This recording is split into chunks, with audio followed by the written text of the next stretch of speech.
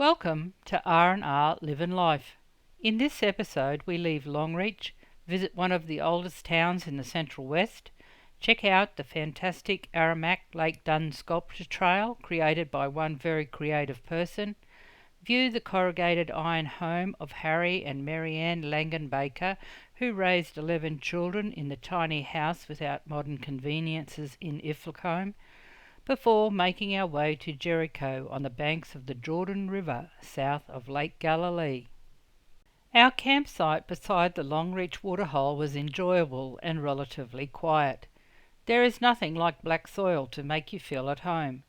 Thankfully it did not rain, or there would have been a lot of campers stuck, us included. Early the next morning the Brolgers visited us as we were enjoying our morning cuppa. Already having spent time in Longreach on our last visit through, we continued on our journey, passing the Australian Stockman's Hall of Fame, the unmistakable red and white livery of the Qantas Jumbo Jet, and the School of Distance Education, which provides an education to students within a 1,000 kilometre or more radius via satellite internet. About 10 kilometres out of Longreach we passed the Diamond Energy solar farm, completed in November 2021, covering around 50 hectares. Our first stop for the day was in Ilfracombe. On this trip through the town saw us visit the well-shot hotel that found its permanent home in Ilfracombe in 1890, after being relocated several times by bullock and cart along the railway line to where it stands today. We enjoyed morning tea of coffee and cake, and then a walk around town to walk it off. We were impressed with the corrugated iron Langenbacher cottage, as well as the post office, which claims to have had Australia's first motorised mail service. We had walked the machinery mile on our last visit and had accumulated our morning's worth of steps wandering around the town, so did not revisit it. From Ilfracombe we made our way to Barcaldine, situated on the junction of the Capricorn and Landsborough highways, a charming town steeped in history and culture, where we planned to camp for 3 nights. The name Barcaldine originates from the Oban region in Scotland. Donald Charles Cameron, one of the first settlers in the district and a direct descendant of the Campbells of Barcaldine Castle, having overlanded sheep from New South Wales, settled on a portion of land fronting the Alice River and immediately named his property Barcaldine Downs. The railway line came as far as Lagoon Creek in 1886, and the township of Barcaldine developed on land from the Barcaldine Downs run. The following day we ventured out to Aramac, situated on Aramac Creek, nearly 70 kilometres north of Barcaldine. Aramac is one of the oldest towns in the Central West.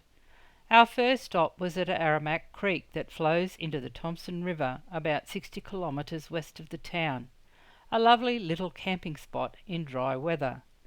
Originally known as Marathon, the town was later renamed after Robert Ramsay Mackenzie, the first explorer to the area, who carved his name R.R. Mac on a tree, which was later found by explorer William Landsborough, and the name Aramac was born.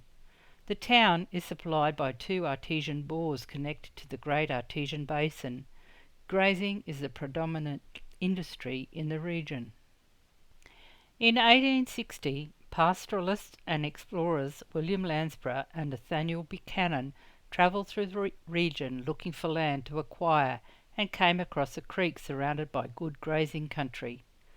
British pastoral occupation began in the region in 1862, with the formation of the massive Bowen Downs Station, a sprawling cattle run 3,885 square kilometres that stretched over 200 kilometres across the endless plains of central Queensland, north to Maryborough and south to Longreach, boasting some of the finest mitral grass in Australia.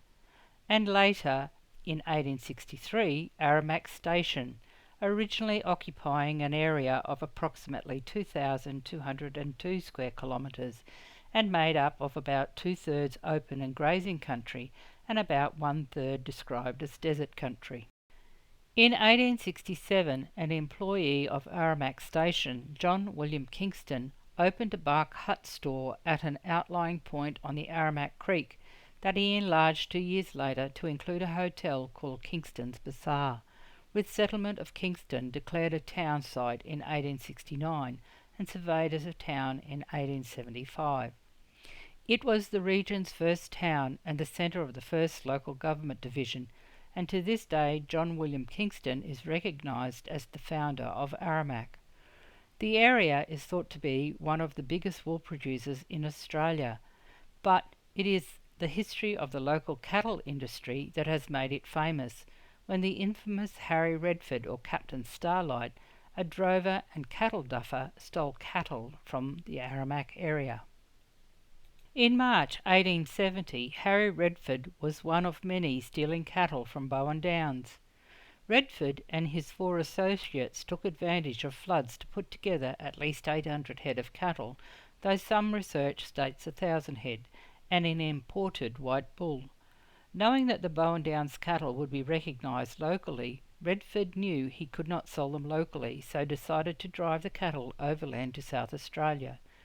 This was a remarkable achievement of droving that took about 3 months to traverse the 2,000 kilometres along the Strzelecki track to Maori in South Australia, conquering the desert that had claimed the lives of Burke and Wills.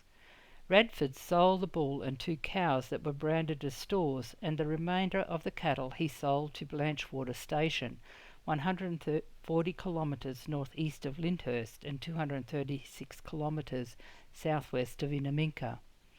Unfortunately for Redford, the white bull, which was sufficiently unusual, was recognised, and Redford and his conspirators were arrested. Redford was brought to trial in Roma in February 1873 with the white bull present as evidence. The verdict was not guilty, and it is a common belief that Redford was acquitted by the jury out of admiration for his outstanding droving skills. For a decade after, Queensland cattle were overland along the track that Redford pioneered. A herd of little white bulls are scattered around Aramac, joining the famous white bull to recognise the exploits of Harry Redford. The white bull in Gordon Street commemorates one of the most famous stealing episodes in Australia's history. Rick and I spent some time trying to find all the white bulls scattered around the town. Such an interesting little place. From Aramac we ventured northwest past the Anzac Memorial and on to the Lake Dunn Sculpture Trail, one of the world's largest outdoor sculpture exhibitions, with the first 67 kilometres on Eastmere Road, passing the Healing Circle to Lake Dunn. From there we took the gravel Ballynetty Road for a further 65 through Grey Rock, Horsetailers Gorge and Rangers Valley to join up with the Jericho Aramac Road for a further 77 kilometres.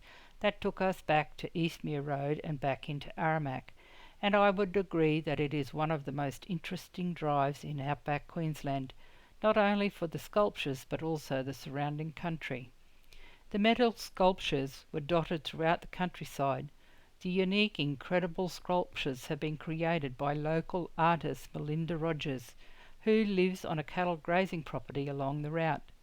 Each sculpture is an artwork which depicts an animal or aspect of outback life, and you can also search for Where's Wally. Created from rusting odds and ends found locally at the dump or around Barcaldine, these artworks are both beautiful and evocative. There are 40 sculptures featured on the trail, though since our visit there could be more. Her love of sculpture and her ability to turn junk into quirky art certainly put a smile on my face, with some interesting designs. The trail is only partly bitumen, and Rick enjoyed driving on the dry weather dirt, even though there were some corrugations in places and a couple of wet spots that we just drove around. The original piece, a 3-metre plus bottle tree brought to life with steel drums wrapped in barbed wire with cattle tags for leaves, was put in place in 2013. Since then, new pieces continued to be constructed. I was impressed by the life-size sculpture of the haunting returning soldier who sits astride his horse high upon a bluff on Horsetailers Gorge, and the wedge-tailed eagle who appears to soar in from on high to deliver a freshly caught snake to her babies in a barbed wire nest. I was intrigued by the red-eyed spider on her web, the beautiful brolgas in the midst of hunting for their fishy supper, the inquisitive kookaburra sitting on his perch high on a gum tree, and the bright yellow and black butterflies taking their rest from a migratory flight. Not only did we enjoy the sculptures, but also traversing the gravel road. We passed Grey Rock, a sandstone outcrop that was a stopping point for Cobb and Co. in the 1870s. The site originally had a hotel which was a changing point for the coach horses, and Horsetailers Gorge that was once used as a camping spot for drovers. The sides of the gorge form a natural barrier that kept their horses from wandering at night. The gorge and surrounding areas contain examples of classic Western Queensland desert and range country. It really was an interesting trip. We stopped in at Lake Dunn, which is just over 3 kilometres long and 1.6 kilometres wide, named after James Dunn, who was a head stockman at Mount Cornish Station, who had discovered it when he was looking for a mob of cattle. Lake Dunn is said to be one of the incredible natural attractions in the area, being a freshwater lake about 70 kilometres northeast of Aramac. Though there were many campers around the lake, it was still so peaceful and quiet. It is home to over 80 different species of birds, so a good spot for bird watchers. What an enjoyable day we had exploring Aramac, with its interesting history and intriguing sculptures. Back in Aramac, I stopped in at the butcher's and picked up some delicious sausages made from local meat. About 40 kilometres from Aramac was the beginnings of roadworks to widen a narrow section of bitumen that had very rough edges, though long overdue for most of the road. I enjoyed the wide open downs country, scattered with gidgee and in places lots of prickly bush, while in the distance was a long line of ranges. There was a lot of roadkill along the road, the most we had seen on our trip. Central West Queensland covers an area of around 396,650 square kilometres and is renowned for its wide open skies, breathtaking landscape and warm, dry climate. The region also includes part of the Channel Country and the Cooper Basin that contains the most significant onshore petroleum and natural gas deposits in Australia, as well as a number of national parks. The area is also home to a multi-million-dollar agricultural industry that includes beef, sheep, cotton, grain and fruit production. On our travels today, we had passed a variety of landscapes, some country that had been cleared to improve pasture for beef farming and cropping. However, it is always nice to see natural pastures on the open plains and drier woodland areas. Explorers, miners and pastoralists have all sought their fortunes in this region. Some died, some barely survived, while others have adapted to establish the towns, pastoral holdings, parks and reserves of the area. We have travelled through many different regions on this trip, but each one is amazing, full of history, culture and interesting landscapes. Barcaldine is home to the Tree of Knowledge, the reputed birthplace of the labour movement in Australia, as it was here in 1891 that shearers, confronted with lower pay, went on strike, joining together in a camp outside the town, and held a meeting under the Tree of Knowledge, playing an important role in the formation of the Australian Labor Party. The tree, a ghost gum, grew outside the railway station for about 180 years, until in 2006, when sadly it was poisoned by an unknown culprit. The famous tree has been preserved and placed under an award-winning timber structure that was constructed to protect and preserve the tree and celebrate its importance in Australia's history, with the monument having a memorable feel to it. The following day was a quiet day spent working around Gidget and the boat. We were parked up in a lovely caravan park on the southern side of Barcaldine, and at cuppa time we revisited the interesting things we had seen over the past couple of days. Rick spent time washing off some of the outside dust while I gave Gidget a good clean inside, though thankfully there was very little dust.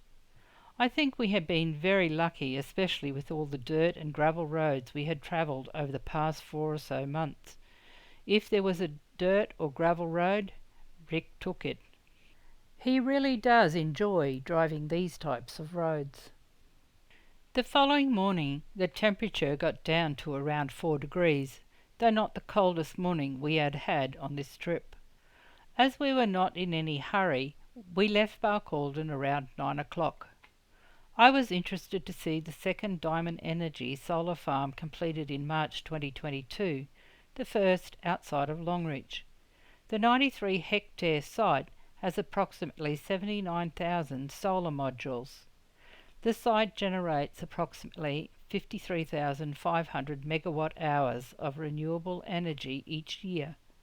The project has been designed using single-axle tracking technology, allowing solar panels to tilt in the direction of the sun as it crosses the sky, maximising the total energy generated and the effectiveness and efficiency of each of the panels. So different from the huge high-voltage transmission lines that were constructed between Clermont and Barcaldine in the late 1980s that went through the property we were living on at the time to improve the power supply to Western Queensland. It is always interesting to re-travel roads already travelled to see the changes in the countryside. Rick and I had often travelled this road from around Mount Isa in the Northern Territory to the Central Highlands and onto the Wide Bay Burnett area before heading into New South Wales for over 20 years, at Christmas time visiting parents and relatives. The majority of the time we would just drive through the area, especially with children, and having only a couple of weeks' holiday, trying to make the most of being off the station, so stopping and having a look around were not on the cards back then. So many little towns and lookout spots we had just driven through. We could now take our time and enjoy not only the changes, but we could explore the regions we were travelling through. We will leave you as we explore Jericho, having arrived around mid-morning. Jericho is one of those towns we had never stopped in, so now was a good opportunity to check it out as we were on adventure time. I hope you have enjoyed this episode. Give us a thumbs up if you did. Join us next time as we continue along the Capricorn Highway to Emerald, where we then take the Gregory Highway through to Springshaw, where overnight our windscreen frosts over. Once defrosted, we make our way to Ralston and further on to make camp at Carnarvon Gorge. Take care and stay safe. Cheers for now. Rick and Rosemary. R&R, Living Life.